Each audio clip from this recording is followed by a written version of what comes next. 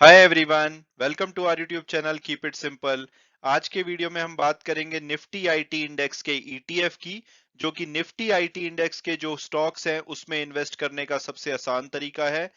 तो आज के वीडियो में हम इस टॉपिक को डिटेल में डिस्कस करेंगे।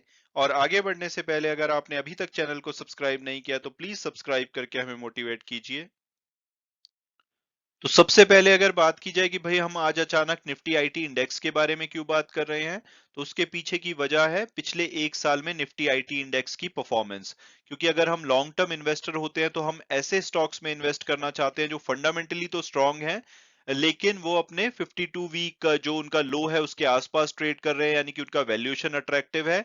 तो अगर हम ऐसे इन्वेस्टर हैं तो निफ्टी आईटी इंडेक्स हमें एक गोल्डन अपॉर्चुनिटी देता है, क्योंकि ये अपने 52 वीक जो लो है इसका 26,400 उसके आसपास ट्रेड कर रहा है। इसकी जो आज की क्लोजिंग है वो 27,380 पे हुई है।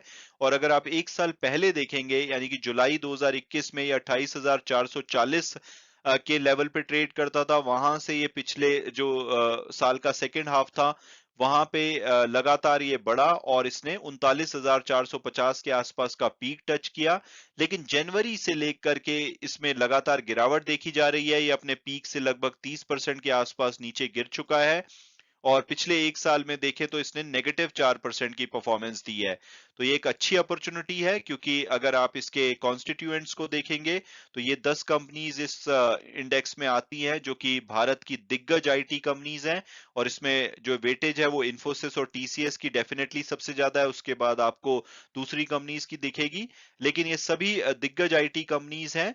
और अगर आप इंडिविजुअली देखेंगे तो कुछ कंपनीज ने काफी खराब परफॉर्म किया है, जैसे कि विप्रो लगभग 22% एक साल में गिरा है, कोफोर्ज लगभग 20%, इन्फोसिस 6% के आसपास, टेक महिंद्रा 4%। और 8 ऐसी कंपनीज हैं 10 में से जिन्होंने की नेगेटिव रिटर्न दी है। सिर्फ एल एंड टी टेक्नोलॉजी और माइंड ट्री दो ऐसी कंपनी है जिन्होंने की पिछले एक साल में पॉजिटिव रिटर्न दी है।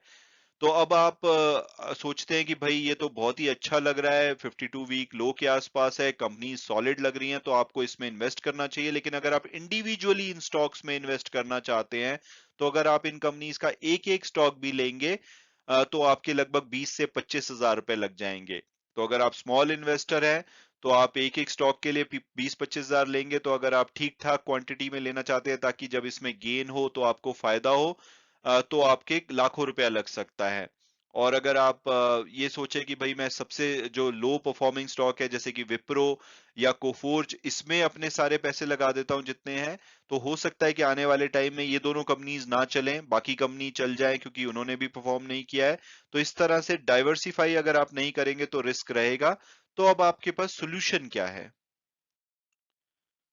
तो अब आपके पास दो ऑप्शंस हैं। एक, या तो आप आईटी इंडेक्स का जो म्यूचुअल फंड है उसमें इन्वेस्ट कर दीजिए, या आप आईटी इंडेक्स का जो एक्सचेंज ट्रेडेड फंड है उसमें इन्वेस्ट कर सकते हैं। तो ये दोनों में डिफरेंस क्या होता है? तो हाई लेवल डिफरेंस की बात की जाए तो जो म्यूचुअल फंड होता है, इंडेक्स म्यूचुअल फंड, उसमें अगर आप परचेज सेल करते हैं तो अगर आप कट ऑफ टाइम से पहले करते हैं तो आपको सेम डे की एनएवी मिल जाएगी, अदरवाइज अगले दिन की एनएवी मिलेगी, यानी कि जो नेट एसेट वैल्यू होती है उसके बेसिस पे ये ट्रेड होगा।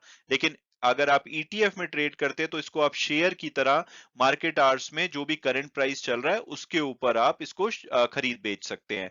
एक्सपेंस रेशियो की बात की जाए तो इंडेक्स फंड में हाई होती है, लगभग 1.5% या उसके उससे ज्यादा भी होती है।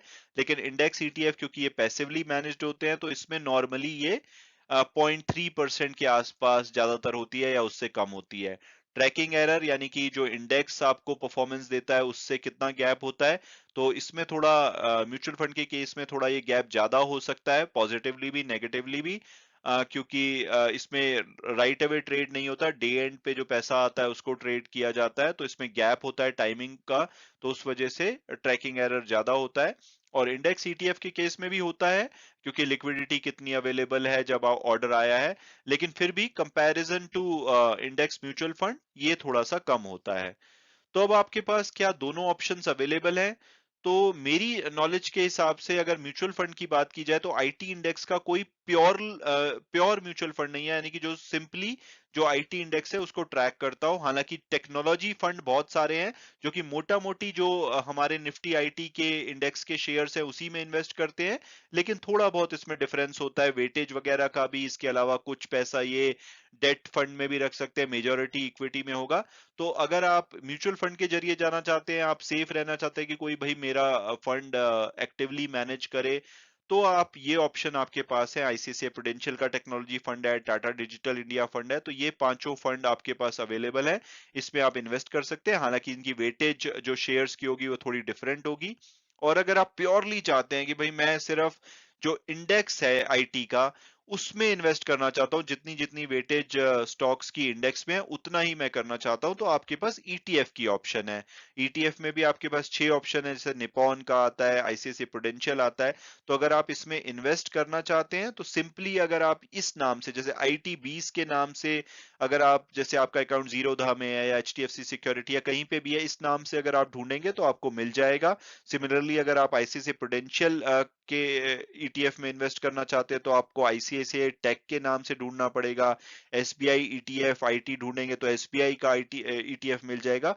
तो इस तरह से आप इनको ढूंढ करके उसमें शेयर की तरह ट्रेड करना शुरू कर सकते हैं। और अब अगर हम बात करें कि अगर हम आईटी का जो ईटीएफ है उसको हम चूज करते हैं तो उसमें कौन कौन से शेयर्स इंक्लूडेड होंगे और उनकी वेटेज क्या होगी। तो ये सिंपली जो निफ्टी आईटी इंडेक्स है उसको फॉलो करते हैं। जैसा कि मैंने डिस्कस किया था कि ये 10 कंपनीज इसमें इंक्लूडेड होती हैं। तो सबसे ज्यादा जो वेटेज है इसमें इन्फोसिस की है, लगभग 47% के आसपास। फिर आपको टीसीएस की दिखेगी 28%। तो मेनली आपके जो 75% के आसपास इन दो शेयर्स में ही इन्वेस्ट होता है। और उसके बाद आपको 9% के आसपास एचसीएल में, 5% के आसपास टेक महिंद्रा और विप्रो में इंडिविजुअली। फिर आपको छोटी सी एक परसेंटेज एम्फेसिस वगैरह में दिखेगी, LNT Infotech, Mindtree, LNT technology, Coforge.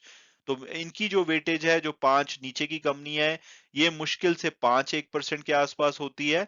बाकी की जो वेटेज है वो टॉप आईटी कंपनीज में है। लेकिन इस तरह से आप अपने फंड को डाइवर्सिफाई कर सकते हैं। हो सकता है कि कल को ये कंपनीज चले, इन्फोसिस ना चले, या इन्फोसिस ही चले, ये कंपनीज ना चले, तो आपको ओवरऑल एक अच्छी एवरेज रिटर्न मिल जाती है अगर आपका लॉन्ग टर्म पर्सपेक्टिव है। और इन स्टॉक्स को इसमें चूज कैसे किया जाता है, क्या ये चेंज होते हैं? तो डेफिनेटली जैसे निफ्टी 50 इंडेक्स होता है, उसके स्टॉक्स जैसे पीरियोडिकली चेंज होते हैं, ये भी चेंज होते रहते हैं। अगर आप उसको समझना चाहते हैं कि इसकी जो स्टॉक को इंक्लूड करने की क्या प्रोसेस होती है, तो आप मुझे कमेंट सेक्शन में लिखिए। मैं इसके ऊपर एक डिटेल्ड वीडियो बनाऊंगा कि इन स्टॉक्स को इसमें कैसे इंक्लूड किया जाता है और कब कब इसका रिव्यू होता है और कब कब ये चेंज किए जाते हैं। लेकिन अगर आप पैसिवली आईटी के ईटीएफ में इन्वेस्ट कर रहे हैं तो आपको सोचने की जरूरत नहीं है। कल को कोफोर्ज की जगह पे मान लो कोई और आईटी कंपनी इसमें इंक्लूड कर दी जाती है, तो आपको इसमें कुछ अलग से करने की जरूरत नहीं है। अपने आप ईटीएफ जो भी मैनेज करने वाली फंड हाउस होगा वो इसमें चेंजेस कर देगा। और अब अगर बात की जाए कि भाई कौन कौन से ईटीएफ अवेलेबल हैं जो कि आईटी इंडेक्स को रेप्लिकेट करते हैं, तो ये 6 ईटीएफ हैं जो कि अवेलेबल हैं। अगर आप इस नाम से, जैसे हमने डिस्कस किया, अगर आप ढूंढेंगे अपने जो डीमेट अकाउंट है तो आपको ये मिल जाएंगे। उसके बाद आप इसको शेयर की तरह खरीद बेच सकते हैं। तो अब इसमें से हमें कौन सा चूज करना चाहिए? तो आप कोई भी चूज कर सकते हैं। आदित्य बिरला सन लाइफ न्यूएस्ट आईटी ईटीएफ है, बाकी थोड़े पुराने हैं। लेकिन अगर मेरी ओपिनियन पूछी जाए तो ये 3 तरीके होते हैं जो कि आपको कंसीडर करने चाहिए कोई भी ईटीएफ चूज करते टाइम। पहले पहले लिक्विडिटी, यानी कि लिक्विडिटी उसकी हाई होनी चाहिए, उसमें जो असेट अंडर मैनेजमेंट है वो थोड़ी सी ज्यादा होनी चाहिए। तो जिसकी भी हाई है आप उसको कंसीडर कर सकते हैं, क्योंकि इसको खरीदने बेचने में आपको प्रॉब्लम नहीं आएगी, प्राइस डिस्कवरी में ज्यादा इशू नहीं होते हैं। तो जैसे कि ये मीडियम और लो है तो इसको आपको अभी अवॉइड करना चाहिए, तो ये सेलेक्ट करना चाहिए। दूसरा, एक्सपेंस रेशो, जिसकी एक्सपेंस रेशो कम हो उसको चूज करना चाहिए। अभी आप देखेंगे कि सबकी मोस्टली 0.22% है, लेकिन आईसीआईसीआई प्रूडेंशियल का जो ईटीएफ है उसकी 0.2% है, क्योंकि ये सबसे बड़ा ईटीएफ है एयूएम के मामले में। तो जैसे जैसे इनका साइज बड़ा होता जाता है एक्सपेंस रेशो कम होती जाएगी, क्योंकि आप निफ्टी जो 50 का ईटीएफ है उसमें आप देखते होंगे ये 0.1% से भी कम होती है। लेकिन क्योंकि अभी इसमें इतना वॉल्यूम नहीं है तो यहाँ पे आपको थोड़ी सी ज्यादा दिखेगी। बट आप प्रोबेबली आईसीआईसीआई प्रूडेंशियल ईटीएफ को कंसीडर कर सकते हैं, क्योंकि इसकी जो एक्सपेंस रेशो है वो काफी अच्छी है। और तीसरा जो आपकी कंसीडर करने का पॉइंट होता है वो होता है ट्रैकिंग एरर, यानी कि जो इंडेक्स एक्चुअली में रिटर्न देगा उसके मुकाबले में इसकी रिटर्न कैसी होगी। तो उसमें जो गैप होता है उसको ट्रैकिंग एरर बोलते हैं। तो जिसमें ये मिनिमल हो उसको चूज करना चाहिए। तो यहाँ पे आप देखेंगे तो इन तीनों में 0.06% से लेकर के 0.05% है, तो तीनों ही बहुत ही बढ़िया है। अगर ये 0.1% से कम हो तो काफी अच्छा समझा जाता है। यहाँ पे थोड़ा सा ज्यादा है, बट ये क्योंकि लिक्विडिटी यहाँ पे कम है तो इस वजह से ये ट्रैकिंग एरर भी ज्यादा होगा। तो इन तीनों में से मेरे हिसाब से आप कोई भी कंसीडर कर सकते हैं अगर आप इसमें इन्वेस्ट करना चाहते हैं। हालांकि सबसे बड़ा साइज में आईसीआईसीआई प्रूडेंशियल आईटी ईटीएफ है, अगर आपको ये ठीक लगता है तो इसको भी कंसीडर किया जा सकता है। तो इसकी क्या परफॉर्मेंस मोटा मोटी अगर हम देखेंगे तो क्या बिल्कुल आईटी इंडेक्स से मैच करती है। तो शॉर्ट टर्म में आपको थोड़े से गैप दिखेंगे, जैसे कि अगर हम आज का एग्जांपल लें, आज निफ्टी आईटी इंडेक्स है 3.08% गिरा है। लेकिन अगर आप ये देखेंगे तो जो निपॉन का है वो 2.88% गिरा, आईसीआईसीआई प्रूडेंशियल 2.7%, एसबीआई ईटीएफ 2.82, और ये तो 3% से भी ज्यादा गिरा है। तो इसका रीजन ये है कि शॉर्ट टर्म में लिक्विडिटी की वजह से थोड़े बहुत गैप ज्यादा होते हैं, लेकिन अगर आप लॉन्ग टर्म देखेंगे 1 साल का व्यू या उससे बड़ा व्यू, तो आपको इसमें ज्यादा गैप नजर नहीं आएंगे। थोड़े से रादर ईटीएफ की जो परफॉर्मेंस होगी वो बेटर होगी। उसका रीजन ये होता है क्योंकि अगर कोई भी जो कंपनीज इसमें इंक्लूडेड है उसमें अगर वो डिविडेंड देती हैं तो वो डिविडेंड भी आपका ऐड होता रहता है। तो अगर आप 1 साल की परफॉर्मेंस देखेंगे, मान लीजिए कि इसने 4% की जैसे नेगेटिव दी है, तो हो सकता है कि इनकी 1 साल की परफॉर्मेंस आपको उससे बेटर दिखे, या तो वो 0% दिखे, 2% दिखे, 3% दिखे, बहुत ज्यादा डिफरेंस नहीं होता है, लेकिन इनकी परफॉर्मेंस बेटर होती है क्योंकि इसमें डिविडेंड की वैल्यू इंक्लूडेड होती है। हालांकि एट द सेम टाइम इसमें जो एक्सपेंस रेशियो होता है थोड़ा सा ट्रैकिंग एरर वगैरह की वजह से थोड़ा कम भी हो सकता है, बट नॉर्मली लॉन्ग टर्म में इनकी परफॉर्मेंस इसके इंडेक्स से बेटर होती है डिविडेंड की वजह से। और क्या इसमें आपको डिविडेंड ऑप्शन होती है, तो कुछ ईटीएफ ऐसे होते हैं जो कि पीरियोडिकली डिविडेंड देते हैं, यानी कि अपने एयूएम में से थोड़ा सा पैसा डिस्ट्रीब्यूट करते रहते हैं। लेकिन ज्यादातर जो ये ईटीएफ है वो कोई डिविडेंड नहीं देते। तो इसमें ग्रोथ होती है, आप इसको जब इसका प्राइस बढ़ जाए, आपके सही लेवल पे आ जाए, तो आप इसको शेयर मार्केट में ही, यानी कि सेकेंडरी मार्केट में अपने डीमैट के अकाउंट के द्वारा बेच सकते हैं।